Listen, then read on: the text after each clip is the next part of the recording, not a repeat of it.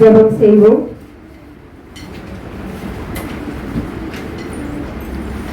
ஆபத்து காலத்தில் வெட்கமடைவதில்லை நான், பஞ்ச காலத்திலும் என்னை திருப்தியாக்குவேன். ஆபத்து காலத்தில் வெட்கமடைவதில்லை நான், பஞ்ச காலத்திலும் என்னை திருப்தியாக்குவேன். கர்த்தரே காக்கிறீர், என் பாதையிலே நோக்கமாயுள்ளீர். என் வழிகள் ஒன்றும் பிசகுவதில்லை, என் அடியை உறுதிப்படுத்தியுள்ளீர். இசையா இசையா இசையா இசையா இசையா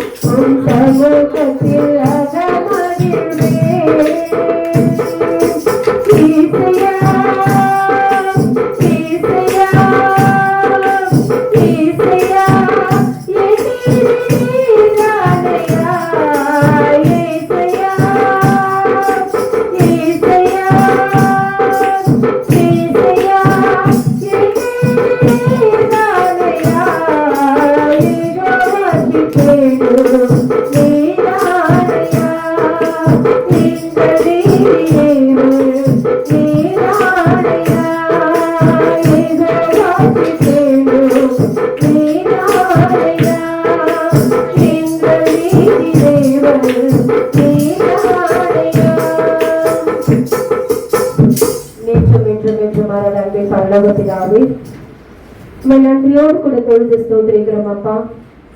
2000 ஆண்டுகளுக்கு முன்பதாக கொல்கத்தா மலையில அப்பா நீங்க எங்களுக்காக பட்ட பாடுகளை நினைக்கும்படியா அப்பா உங்களுடைய பிள்ளைகளாக எங்களை தகுதிப்படுத்தி உங்களுடைய சந்நிதியை அமர பண்ணிருக்கிறீங்க. அதற்காக நன்றி செலுத்துகிறோம்.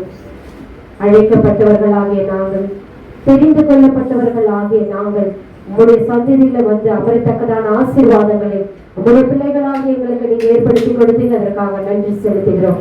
அப்பா நீங்க மாத்திரம் மகிமைப்படுங்க. அப்பா நீங்க ஆளுகை செய்யுங்க. உங்களுடைய பெருக்கரத்துக்குள்ளாய் ஒப்படைக்கிறோம். நீங்க மாத்திரம் பொறுப்பேற்றுக் கொள்ளுங்க. ரட்சகர் இயேசு கிறிஸ்துவினால் வேண்டிக் கொள்கிறோம் பிதாவே, ஆமென். கர்த்தருடைய நாமம் பரிசுத்தப்படுவதாக. 6 வார்த்தைகளை கேட்டு 7ஆம் வார்த்தையில ரொம்ப கஷ்டமான டைம் என்னன்னு பாத்தீங்கன்னா இந்த 7வது வார்த்தையை முடிவுரையும் தான். என்னன்னு பாத்தீங்கன்னா அந்த டைம்ல ஃபுல்லா வந்து ஆரம்பம் வந்து உற்சாகமா இருக்கும். ஃபர்ஸ்ட் முன்னுரைக்கு ஃபர்ஸ்ட் வேர்டுக்கெல்லாம் வந்து ரொம்ப உற்சாகமா இருக்கும். 7வது வார்த்தைக்கு நம்மளுக்கு கேட்கறதுக்கான, அதாவது சயின்டிபிக்கா தெரிஞ்ச விஷயம் நம்மளுடைய கவனிக்கிறதுக்கு வந்து பாத்தீங்கன்னா 20 to அதிகபட்சம் 40 minutes, அதிகபட்சம் 40 minutes. அதுக்கு மேல வந்து நம்ம மைண்டை வந்து ஒருநிலைப்படுத்தி கவனிக்க வைக்கிறது ரொம்ப கஷ்டம். இவ்வளோ நேரம் வந்து ரொம்ப பொறுமையோடு எல்லாம் நம்ம வந்த செய்தியாளர்களும் வந்து ஷார்ட் அண்ட் ஸ்வீட்டா எல்லாருமே வந்து அழகா முடிச்சுட்டு போயிட்டாங்க. அதிகபட்சம் 15 minutes மேல யாருமே எடுத்துக்கல இல்ல. தங்களுக்கு மட்டும்தான் வந்து ஐ திங்க் 30 minutes எடுத்துருக்காங்கன்னு நினைக்கிறேன், ஏன்னா முன்னுரையோடு சேர்த்து பேசுறதுனால. ஸோ இந்த 7 வார்த்தைகளை குறித்து நாம் வந்து 6 வார்த்தைகளை தியானித்திருக்கிறோம். வருடமும் நாம் கேட்டுக்கொண்டிருக்கிறோம். ஆனா வந்து வருஷம் என்ன பண்றோம், டைமுக்கு கரெக்டா அந்த 3 மணி நேரம் முடியுதா டிக் பண்ணிட்டு அந்த ரீடிங் கொடுத்தாங்களா, படிச்சோமா முடிச்சோமா அப்படின்னு இல்லாம ஏதாவது ஒரு காரியத்தை நம்ம தெரிஞ்சுக்கணும். இன்றைக்கு நான் கூட வந்து நிறைய உண்மையை சொல்லலாம், நான் டைரியை மிஸ் பண்ணிட்டு வந்துட்டேன். அந்த பிறகுதான் எனக்கு அந்த டைரி மிஸ் பண்ணிட்டேன்றதே ஞாபகம் வருது. ஸோ வந்து நான் என்ன ஒரு கொஞ்சம் 2 நாளைக்கு முன்னாடி எனக்கு வந்து எங்களுடைய டீச்சர்ஸ் டீம்ல வந்து 5ஆம் வார்த்தைக்கான மெசேஜ் வந்து என்னை அனுப்ப சொல்லியிருந்தாங்க. ஸோ வாய்ஸ் நோட் எடுத்து அதை அனுப்பி விட்டுட்டு அப்பவே வந்து நோட்ஸ் எல்லாம் எடுத்தேன். அன்பார்ச்சுனேட்லி நான் டைரியை மிஸ் பண்ணிட்டேன். ரெஃபரன்ஸ் எல்லாம் தேடி பார்க்குறேன், எனக்கு எதுவுமே. ஆனால் வந்து இங்கே வந்த பிறகு ஒரு வித்தியாசமான காரியங்களை தேவன் வெளிப்படுத்தினாங்க. உண்மையாகவே நான் ப்ரிப்பேர் பண்ணது வேற, இப்போ எனக்கு தேவன் வெளிப்படுத்துறதான காரியம் வேறு. ஸோ வந்து நான் அந்த காரியங்களை உங்களிடத்துல சொல்லலாம் என்று நினைக்கின்றேன். எடுத்தவர்கள் வாசிக்கலாமே. சங்கீதம் 31:5.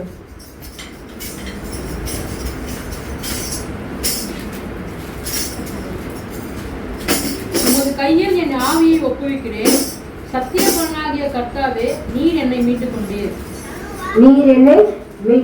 இது வந்து தாவீது வந்து என்ன பண்ண, சங்கீதக்காரர் வந்து சொல்றாங்க, உமது கையில் என் ஆவியை ஒப்புவிக்கிறேன்.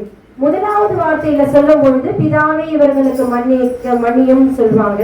அதோடு 7வது வார்த்தையில தான் என்ன சொல்றாரு, பிதாவே என்று தொடங்கி என்ன சொல்றாரு, என் ஆவியை உம்முடைய கைகளிலே ஒப்புவிக்கிறேன் அப்படின்னு சொல்லிட்டு இயேசுசாமி வந்து சொல்லி என்ன பண்ணுவாங்க, அவங்க ஜீவனை விடுவாங்க. எடுத்து அவங்க வாசிக்கலாமே. லூக்கா வாசிக்க கேட்ட பகுதியை எடுத்து திருப்பிக் கொள்ளலாமே. லூக்கா 23:44-45. அப்பொழுது ஏறக்குறைய 6ஆம் மணி நேரமாயிருந்தது. 9ஆம் மணி நேரம் வரைக்கும் பூமி எங்கும் அந்தகாரம் உண்டாயிற்று. சூரியன் இருளடைந்து தேவாலயத்தின் திரைச்சீலை நடுவில் 2ஆக கிழிந்தது. தொடர்ந்து வாசிக்கலாமே. இயேசு பிதாவே, உம்முடைய கைகளில் என் ஆவியை ஒப்புவிக்கிறேன் என்று மகா சத்தமாய் கூப்பிட்டு சொன்னார். இப்படி சொல்லி ஜீவனை விட்டார். சோ ஏறக்குறைய 6ஆம் மணி நேரமா இருந்தது. பூமி எங்கும் அந்தகாரம் உண்டாயிற்று. சோ அந்த டைம்ல எல்லாமே ஒரு இருட்டா, இது மாதிரி டைம்ல திடீர்னு வந்து ஒரு டார்க்னஸ் வந்தா எப்படி இருக்கும், ஒரு இருட்ட வந்து அந்த இடத்துல அப்படின்னா வந்து ஒரு அந்தகாரம் உண்டாயிற்று. சூரியன் வந்து இருளாயிடுச்சுன்னு சொல்றாங்க. தேவாலயத்தின் திரைச்சீலை வந்து அது வந்து ரொம்ப அது வந்து ஒரு அதிசயம். அதாவது திரைச்சீலை வந்து 2ஆ கிழிஞ்சுச்சான். அது வந்து ஒரு சடனா கிழியறதெல்லாம் கிடையாது. அப்போ வந்து ஆராய்ச்சியாளர்கள்லாம் சொல்றாங்க, அது கிழியுறது அப்படின்றது வந்து எப்படின்னா ரொம்ப கஷ்டமான, அது தின்னா இருக்குமா, அது வந்து கிழியறதெல்லாம் சாத்தியக்கூறே இல்லை. ஆனா இந்த காரியங்கள் எல்லாம் நடைபெறுது எப்பன்னு பாத்தீங்கன்னா, அவர் வந்து ஜீவனை விடும் பொழுது, அவருடைய ஆவியை வந்து பிதாவினுடைய கரங்களில ஒப்படைக்கும் பொழுது இந்த காரியம் நடைபெறுகிறது. சோ இப்படியாய் அவர் ஜீவனை விட்டது, எல்லா கஷ்டங்களையும் பட்டது எதற்காக, என்ன காரியம்? நம்ம வந்து வருடம் கேட்டுட்டு தான் இருக்கோம். எல்லாருக்குமே நம்மளுக்கு தெரியும் 7 காரியமும் நம்மளுடைய லைஃப்ல எல்லாமே அடங்கி இருக்கு அப்படின்றது. அவர் சொன்ன ஒவ்வொரு வார்த்தைகளும் நம்ம லைஃப்ல ஃபாலோ பண்ணி நம்ம ஜீவனை விட போறோம்ன்றது கிறிஸ்துவர் வருஷம் நம்ம கேட்டுட்டே தான் இருக்கிறோம். ஃபர்ஸ்ட் வார்த்தை வந்து அவர் என்ன சொல்றாரு, மன்னிக்க சொல்றாரு. இப்ப இருக்கிற சிச்சுவேஷன்ல அது ரொம்ப கஷ்டமான காரியம். என்னன்னா நம்மளுக்கு இருக்கிற நமக்குள்ள இருக்கிற ஈகோ, நம்ம ஏன் நம்மளுக்கு ஒரு இது இருக்கு, செல்ஃபா நான் ஏன் அவளை நான் மன்னிக்கணும், அவங்களை ஏன் மன்னிக்கணும், அப்படி இருந்ததுன்னா அப்ப மன்னிக்கிறதுன்றது நம்ம கிட்ட அப்ப தேவ அன்பு நம்ம கிட்ட இல்லை. நம்ம ரோமர்ல கூட அந்த ரெஃபரன்ஸ் தான் நான் சொல்லணும்னு நினைச்சேன். ரோமர்ல சொல்லப்பட்டிருக்கோம், ஒரு பெரிய லிஸ்டே கொடுக்கப்பட்டிருக்கோம். நம்ம நினைச்சிட்டு இருக்கோம் கொலை செய்யறதுதான் பாவம். நம்ம வந்து என்ன பண்றோம், நம்ம 10 கற்பனைகளை கொடுக்கப்பட்டிருக்குல்ல, கொலை செய்யாதிருப்பாயாக, விபச்சாரம் செய்யாதிருப்பாயாக, களவு செய்யாதிருப்பாங்க, பிறன் அதுதான் பாவம் நினைச்சிட்டு இருக்கோம். ஆனா நம்ம வாயிலிருந்து புறப்படுகின்ற காரியங்கள் ஒருத்தரை ஹர்ட் பண்ணுதுன்னா, கஷ்டப்படுதுன்னா அதுவுமே வந்து என்னவா இருக்குமா, அது கூட தான் என்னவா இருக்கு, பாவமா இருக்கு. அது வந்து பொறாமை. அவங்க மேல நம்ம ஒருத்தர் மேல பொறாமையா வன்கண்ணனா இருக்கிறது கூட பாவம் தான். அவங்க மேல ஒரு இப்படி வளர்ந்துட்டு போறாங்க அப்படின்னு அவங்க மேல ஒரு வன்கண்ணனா இருக்கிறது, இது கூட பாவம் தான். வேதத்துல ஒரு 9 காரியங்கள் அங்க குறிப்பிடப்பட்டிருக்கு. நம்ம கோபப்படுறோம்ல, அடிக்கடிக்கு நம்மளுக்கு கோபம் வருது இல்ல, அதுவுமே பாவம் தான். சோ இந்த காரியங்கள் எல்லாம் நம்ம நினைச்சிட்டு இருக்கோம், இதெல்லாம் ஒண்ணு இல்ல, இது நம்ம கிட்ட இருக்கிற என்னது எமோஷனலா வெளிப்படுறது இல்ல, ஈஸியா சொல்லிட்டு போயிடுவோம்ல, இதெல்லாம் எமோஷன் ஃபிராக்ஷன் ஆஃப் செகண்ட் அப்படின்னு சொல்லிட்டு போயிடுவோம்ல. ஆனா அது கூட என்னதான் சொல்லியிருக்கு, பாவம் அப்படின்னு சொல்லிட்டு இருக்கு.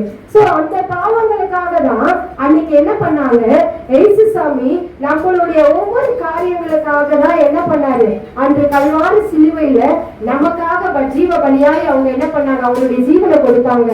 ஒவ்வொரு காரியங்கள் நாம செய்யற அப்போ நம்மளுக்கு ஒரு ரூல்ஸ் அண்ட் ரெகுலேஷன்ஸ் கொடுக்கப்பட்டிருக்கு. கிறிஸ்தவர்கள் எப்படியோ வாழ்ந்துட்டு போறது இல்ல, இப்படிதான் வாழணும், இப்படிதான் வாழணும், இப்படிதான் நடந்துக்கணும் அப்படின்னு நம்மளுக்கு வரையறைக்கப்பட்டு கொடுக்கப்பட்டிருக்கு. நம்ம அப்படிதான் இருக்கணும். அப்படி இருக்கும் பொழுது மாத்திரமே நம்ம என்ன பண்ண முடியும், அவருடைய ராஜ்யத்துல பிரவேசிக்க முடியும். நம்ம 7 வார்த்தைகளை நம்ம கேட்டு 6 வார்த்தைகளை தியானிச்சு இருக்கிறோம். முதலாவது வார்த்தை என்ன குறிச்சு அழகா சொன்னாங்க இல்லையா, மன்னிப்பு இல்ல, அநேக காரியங்களை குறிச்சு சொல்லி நம்ம மாதம் திருவிருந்தில நம்ம எடுக்கிறதான காரியங்களை கூட நம்மளுக்கு சகோதரத்துவத்தில கூட நம்ம என்ன பண்ணணும், அவங்களுடைய குற்றங்களை மன்னிக்கின்றவர்களாய் காணப்படணும், அபாத்திரமா நிற்க கூடாது அப்படின்னு சொல்லிட்டு அந்த காரியங்களை எடுத்து சொன்னாங்க இல்லையா. சோ அந்த மன்னிப்பு நம்ம இடத்துல காணப்படணும். அப்போ அந்த வார்த்தை நம்ம கிட்ட இருக்கும் பொழுதுதான் 7 காரியங்களை நம்ம மனதில லைஃப்ல நம்ம பிராக்டிக்கலா நம்ம செய்யும் பொழுதுதான் நித்திய ஜீவனுக்குள்ளாக நம்ம கடந்து செல்ல முடியும். உண்மையாகவே அவருடைய மரணத்திற்கு நம்ம சான்று அளிக்கின்றவர்களாய் வாழ முடியும். எப்படியா நம்ம ஏனோ தானோ இல்ல, மன்னிப்பு இருக்கணும். அந்த முடிவுரையில நம்மளுக்கு எல்லாத்தையும் வரையறைச்சு நம்மளுக்கு சொல்லுவாங்க. இந்த 7 காரியங்களும் மன்னிப்பு, ரட்சிப்பு, மற்றவர்களை ரட்சிக்க தான் நம்ம அழைக்கப்பட்டிருக்கிறோம். எல்லாரையும் அரவணைக்கிறதுக்கு தான் நம்ம அழைக்கப்பட்டிருக்கிறோம். யாரெல்லாம் பரிதபிச்சு வாழ்ந்து கொண்டிருக்கிறாங்களோ அவங்களெல்லாம் தூக்கி அடக்கிறதுக்கு தான் நம்ம அழைக்கப்பட்டிருக்கிறோம். தவிக்கின்ற மக்களை தேற்றுவதற்காக தான் நாம் அழைக்கப்பட்டிருக்கிறோம். ஆறுதல் அளிக்கின்றவர்களாய் நாம் வாழ அழைக்கப்படுகிறோம். இதெல்லாம் செஞ்சு முடிச்சுட்டு நம்ம ஓட்டத்தை முடிக்க போறோம், அவர் கையில ஜீவனை ஒப்புவிக்க போறோம். ஆமென். அப்படிதான் நம்மளுடைய வாழ்க்கை இருக்கணும். அப்ப ஒப்புவிக்கிற நாம் எப்படியா இருக்க போறோம், தேவன் நமக்கு கூட சொல்லப்பட்டிருக்கிறதான காரியம். நீங்க ஒப்புவிக்க நம்ம கிட்ட ஒரு சில காரியங்களை ஒப்புவிக்கிறாரு. என்னன்னு பாத்தீங்கன்னா, நம்மளுக்கு ஒரு சில விஷயங்கள் நம்ம நினைச்சிட்டு இருக்கோம், நான் ஓடி திரிய போறேன் என்னன்னு அறிவிக்கிறதுக்காக சுவிசேஷம், அது மட்டும் தான் நினைக்கிறீங்களா? நிச்சயமா இல்ல. நம்மளுக்கு சொல்லப்பட்டிருக்குது, நீங்க சர்வ சிருஷ்டிக்கும் என்ன பண்ணும், சுவிசேஷத்தை பிரசங்கிக்கணும்னு சொல்லப்பட்டிருக்கு. அந்த சுவிசேஷத்தை பிரசங்கிக்கிறதுக்கு ஓரிடம் தான், நான் இல்லைன்னு சொல்லல. அதே மாதிரி இன்றைய நாளில நமக்கு சொல்லப்படுகின்றதான சத்தியம் என்னன்னு பாத்தீங்கன்னா, எத்தனையோ பேர் நம்மிடத்துல தெரியாம, நம்மளுக்கு தெரியாத எத்தனையோ பேர் துன்பப்படுகின்றவர்கள் இருக்கிறாங்க, வியாதியில சிக்குண்டு இருக்கிறாங்க, மரண வேதனையில இருக்கிறாங்க, அநேக கடன்பிடியில சிக்குண்டு இருக்கிறாங்க, எத்தனையோ விதமான ப்ராப்ளம்ல சிக்குண்டு இருக்கிறாங்க. அவங்கள கண்டுபிடிக்கணும். அவங்க யாரு, நம்ம பக்கத்திலேயே இருப்பாங்க. சில பேர் அதெல்லாம் சொல்ல மாட்டாங்க, நம்மளுக்கு அவங்கள பத்தி தெரியாது. அவங்க 2வது வார்த்தை பேசின சகோதரி கூட நம்ம இடத்துல அதுதான் சொன்னாங்க, நம்ம வெளியெல்லாம் போய் ஊழிய செய்யணும்னு நான் சொல்ல வரல. நம்ம பக்கத்து வீட்டுல இருக்கிற பிள்ளைகளை ரட்சிக்கிறது நம் மீது கொடுக்கப்பட்டதான தலை மீது விழுந்த கடமை. அதைதான் நம்ம இன்னைக்கு செய்ய போறோம். நம்ம என்ன பண்ணணும், நம்ம இடத்துல கொடுக்கப்பட்டிருக்கு ஒப்படைக்கப்பட்ட காரியம் முதலாவது துன்பப்படுகின்றவர்களை கண்டுபிடிக்கணுமா. அப்ப எப்படி யாரை கண்டுபிடிக்க போறோம்? நம்ம சில வீட்டுல நம்ம பக்கத்துல இருக்கிறவங்க கிட்ட பேசுறதுக்கே நம்மளுக்கு டைம் இல்லை. உண்மைதான், ஓடிட்டு வர்றதுக்கும் நம்ம வீட்டு ஆளுங்களை பாக்குறதுக்குமே கரெக்டா இருக்கு. ஆனா இன்றைய நாளில தேவன் நமக்கு சொல்லி கொடுக்கிறது என்னன்னா, துன்பப்படுகின்ற மக்களை கண்டுபிடிச்சு அவங்கள அதிலிருந்து விடுவிச்சு நம்ம என்ன பண்ணணும், அவங்களுக்கு தேவ வசனங்களை, ரட்சிப்பின் வசனங்களை அவங்களோட இருதயத்துல ஊற்றணும். இதுதான் நமக்கு கொடுக்கப்படுகின்றது, நமக்கு கையில கொடுக்கப்படுகின்றதான ஒப்படைப்பு. அந்த ஒப்படைப்பை நம்ம என்ன பண்ணணும், தெரிஞ்சுக்கணும், புரிஞ்சுக்கணும். இது ஊழியக்காரருக்கோ இல்லைன்னா யார் அர்ப்பணிச்சிருக்காங்க அவங்களுக்கு மட்டும் இல்லை. என்ன சொல்லப்பட்டிருக்கிற மத்திய 28ஆம் அதிகாரம் கடைசி வாக்கியத்துல என்ன சொல்லப்பட்டிருக்கு, எல்லாருக்கும் யாரெல்லாம் ஞானஸ்தானம் எடுத்துக்கொண்டோமோ, யாரெல்லாம் அவருடைய நாமத்தை பற்றி சிலுவையின் அடையாளத்தை பெற்று அடைந்திருக்கிறோமோ, எல்லாரும் மீது தலை மீது விழுந்த கடமை, நம்ம ஒவ்வொருத்தரும் மீது விழுந்த கடமை அது. எல்லாருக்கும் சொல்லணும். கோடிக்கணக்கான மக்கள் இருக்கிறாங்க, அந்த கோடிக்கணக்கான மக்களுக்கும் நம்ம கையில கொடுக்கப்பட்டிருக்கு, நம்ம கிட்ட ஒப்படைச்சிருக்கிறாரு. நம்ம என்ன செய்ய போறோம்? அவருடைய ஜீவனை மாத்திரம் ஒப்படைக்கல, சில காரியங்களை நம்ம கிட்ட சொல்லியிருக்காரு, நம்ம இடத்துல ஒப்படைச்சிட்டு செஞ்சிருக்கிறாங்க. அதை நம்ம எப்போ எடுத்து செய்ய போறோம், எப்போ அதை வழி நடத்தி செல்ல போறோம்? நம்ம துன்பப்படுகின்றவர்களை கண்டுபிடிச்சு அவங்களை அதுல இருந்து விடுவிச்சுட்டோம்னா அவங்கள என்ன பண்ணுவாங்கன்னா, எனக்கு கூட நான் அந்த காரியங்களை குறிப்பில சொன்னது போலதான், அதாவது அப்போ ஆங்கிலேயர்கள் ஃபாரினர்ஸ் அவங்க வந்தப்போ என்ன ஃபர்ஸ்ட் என்ன பண்ணாங்கன்னா, கஷ்டப்படுறவங்களை பார்த்து ஃபுட் கொடுத்தாங்க, உணவு கொடுத்தாங்க, அன்பு செலுத்தினாங்க, அன்பு செலுத்தி நேசிச்சாங்க. அந்த அன்பு நிமித்தமா என்ன பண்ணாங்க, அவங்க என்ன பண்ணாங்க, கஷ்டப்படுறவங்க ஒரு அன்பு கிடைக்கும் போது அவங்க கிட்ட நெருங்கி போனாங்க இல்லையா? அவங்களுக்கு என்ன கொடுத்தாங்க, படிப்பை கொடுத்தாங்க, மருத்துவத்தை கொடுத்தாங்க, இலவச மருத்துவத்தை கொடுத்தாங்க. அதன் மூலமா என்ன பண்ணாங்க தெரியுங்களா, அவங்க ஆண்டவரை ஏற்றுக்கொண்டாங்க. அப்படியாதான் ஊழியத்தை செஞ்சாங்க. ஆரம்ப காலங்கள் அப்படிதான் ஊழியம் வளர்க்கப்பட்டது. உடனே எடுத்து உடனே அவங்க போய் நற்செய்தி அறிவிச்சாங்களா? இல்லை, அன்பு பாராட்டினாங்க, அவங்க தேவைகளை சந்திச்சாங்க. அதுக்கப்புறம் தான் என்ன பண்ணாங்க, ஆண்டவருடைய அன்பை எப்படியாய் நாங்க வெளிப்படுத்துறோமோ நீங்களும் அதை தெரிஞ்சுக்கணும் அப்படின்னு சொல்லி கொடுத்தாங்க. சொல்லி கொடுத்துட்டு அதை வழிநடத்துறதுக்கு என்ன பண்ணாங்க, நிறைய பேரை உருவாக்கிட்டு போனாங்க. அப்படியா இன்னைக்கு கூட அங்கிள் சொன்னாங்கல்ல, கௌடி திருவள்ளூர்ல ஒரு பெரிய சர்ச் இருக்கு. அங்க கௌடி சர்ச்னாவே எல்லாருக்குமே தெரியும், ஸ்கூல் இருக்கு. அப்ப அவங்க செஞ்சுட்டு போன ஒரு ஊழியம் செஞ்சுட்டு நினைவாதான் அங்க கட்டப்பட்டிருக்கு. இன்றைக்கு ஊழியம் அவங்க எல்லாம் அந்த பகுதியில சென்றதுனாலதான் இன்னைக்கு ஒரு ஸ்கூல் இருக்கு, அங்க ஒரு சர்ச் இருக்கு. இத்தனை வருஷம் கழிச்சு கௌடிய பத்தி நம்ம பேசிட்டு இருக்கோம், அவருக்கு செஞ்ச ஊழியத்தை பத்தி நினைவு கூடுறோம். அப்பெல்லாம் டிரான்ஸ்போர்டேஷன்ல அவ்வளவு இல்லை, நடந்தே போய் ஊழியம் எல்லாம் செஞ்சுட்டு போயிருக்காங்க. ஆனா நம்ம அப்படி செய்ய போறது இல்லை, நம்ம பக்கத்துல இருக்கிறவங்க தான் ஆயத்தப்படுத்த போறோம் அவருடைய ராஜ்யத்தை கட்டுறதுக்காக. இதுதான் நம்ம கையில கொடுக்கப்பட்டிருக்கு. நம்ம கையில அவர் ஜீவனை மட்டும் ஒப்பு கொடுக்கல, நம்ம ஆத்ம ஆதாய பணியில நம்ம ஈடுபடுத்துறதுக்கும் நம்மளுக்கு ஒரு வழியை காட்டிட்டு இருக்காங்க. நம்ம என்ன பண்ணணும், பற்றி பிடித்துக் கொள்ளணும். அநேக விதமான ஒவ்வொன்றும் டிஃப்ரெண்டா நம்மளுக்கு செய்திகள் கொடுக்கப்பட்டிருக்கு. ஃபர்ஸ்ட் மன்னிப்பு கூட ஒரு ஆர்ட் ஆஃப் சர்வீஸ்ல இப்படி ஒரு மெசேஜ் வருமானு யோசிக்கத்தக்கதா இருந்தது. உதாரணத்துக்காய் கொடுக்கப்பட்டது. ரட்சிப்பை குறிச்சு அழகா சொன்னாங்க. ஒவ்வொரு காரியங்களும் வித்தியாசமாய் கேட்டு கொடுப்போம். ஆனா 7வது காரியம் ஒப்படைப்பு என்பது நம்மளிடையே கரங்களிலே அவருடைய ஜீவனை மாத்திரமல்ல, அன்று பிதாவின் கையில ஒப்படைத்தது போல இன்றைக்கு நம்முடைய கரங்களில தேவன் ஒப்படைக்கிற காரியங்கள் நம்ம என்ன பண்ணணும், சுவிசேஷத்தை அறிவிக்கணும். இந்த காரியத்தை நம்ம கையில ஒப்படைச்சிருக்காங்க, நம்ம கண்டுபிடிக்கணும், சொல்லணும், அதுல இருந்து விடுவிக்கணும். நிறைவான வாழ்வு என்ன, நித்திய வாழ்வுக்குள்ள வழி நடத்துறதுக்கு அவங்களை கூட்டு செல்லணும். இந்த காரியங்களை தான் நம்ம செய்ய அழைக்கப்படுகிறோம். அதற்காக தான் நம்ம முன்குறிச்சி தெரிந்து கொள்ளும். எத்தனையோ பேர், லட்சக்கணக்கான பேர், கோடிக்கணக்கான பேர் இருக்கிறாங்க. எல்லாருக்கும் இந்த சான்ஸ் ஆப்பர்ச்சுனிட்டி கொடுக்கப்பட்டது, நமக்கு கொடுக்கப்பட்டிருக்கு, எனக்கு கொடுக்கப்பட்டிருக்கு. அதை நான் எப்படி எடுத்து செய்ய போறேன்? நம்ம நினைக்கலாம் எனக்கு பெரிய பேர்டனா இருக்கு, அந்த பேர்டனை கூட மாற்றத்துக்கு அவரால் முடியும். எப்படி நம்ம மற்றவங்களுக்காக செல்ல முடியும்? எனக்கு கூட சின்ன வயசுல சொன்னதான காரியம் சண்டே ஸ்கூல்ல எனக்கு இப்ப அது ஞாபகத்துக்கு வருது. நீ உனக்காக ஜெபம் பண்றதை காட்டிலும் மற்றவங்களுக்காக ஜெபம் பண்ணு, அப்ப உனக்கு இருக்கிற எழுதிட்டு போகும், உனக்கு என்ன ஆகும், ஹில்னஸ் கிடைக்கும் அப்படின்னு சொல்லி அண்ணா ஒருத்தவங்க சொன்னாங்க. சோ அது எனக்கு இப்ப ஞாபகத்துக்கு வருது. சோ நம்ம மற்றவர்களுக்காக ஜெபிக்கும் பொழுது நம்மளுடைய சிறையிருப்பு மாறும். அப்படின்னு நம்மளுடைய சிறையிருப்பு மாறப்படும் பொழுது எல்லா காரியங்களும் நேர்த்தியாக செய்யப்படுவாங்க. இந்த காரியங்களை மனதில் கொள்ளுவோம். அநேக காரியங்கள் சொல்லப்பட்டதான வீட்டிலே சென்று வாசிங்க. அப்போஸ்தலர் 2:22 நமக்காக எல்லா காரியங்களும் நம்ம தான் அவரை சிலுவையில் அறைஞ்சிருக்கிறோம், நம்ம தான் அவரை அவமானப்படுத்தப்பட்டிருக்கோம், நம்ம தான் ஒவ்வொரு நாளும் நம்ம செய்கின்ற காரியங்களில துக்கப்படுத்தி கொண்டே இருக்கிறோம், நம்ம தான் அவரை சிலுவை மரத்தில் அறையப்பட்டிருக்கிறோம். அப்போஸ்தலர் 2:22, அப்போஸ்தலர் 3:15, அப்போஸ்தலர் 4:10, அப்போஸ்தலர் 5:30 ஆகிய வசனங்களில் கொடுக்கப்பட்டபடி நாம் தான் அவரை ஒவ்வொரு நாளும் சிலுவையில் அறைந்து கொண்டிருக்கிறோம்.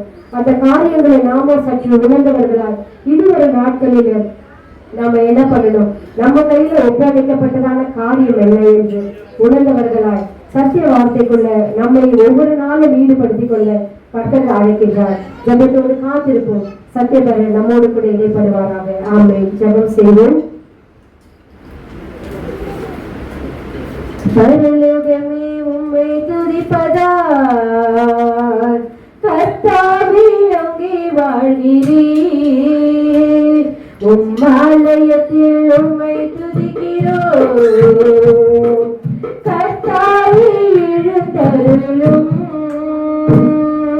துதிக்கிறோம் துதிக்கிறோம் ஒன்றாக கூடி துதிக்கிறோம்.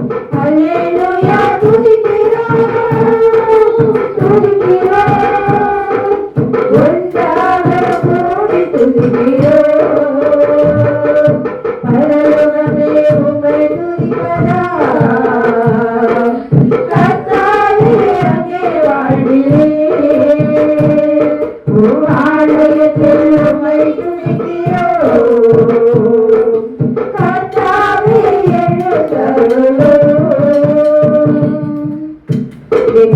என்று மாறாண்டி பரலோக பிதாவே, நன்றியோடு கொடுக்க ஸ்தோத்திரிக்கிறோம் அப்பா. அப்பா, நீர் எங்களுடைய கடையிலே கடவுளிலே கொடுக்கப்பட்டதான காரியத்தை உணர்ந்தவர்களாய் அர்ப்பணித்தவர்களாய் எங்களுடைய ஓட்டத்தை நாங்கள் ஆரம்பிக்க, உங்களுடைய பணியை நாங்கள் துவங்க எங்களை ஆயத்தப்படுத்துங்க, எங்களை தகுதிப்படுத்துங்க, சீர்படுத்துங்க, நிலைநிறுத்துங்க. ஆண்டவர் இயேசு கிறிஸ்து மூலமாய் வேண்டிக் கொள்கிறோம் பிதாவே. ஆமென்.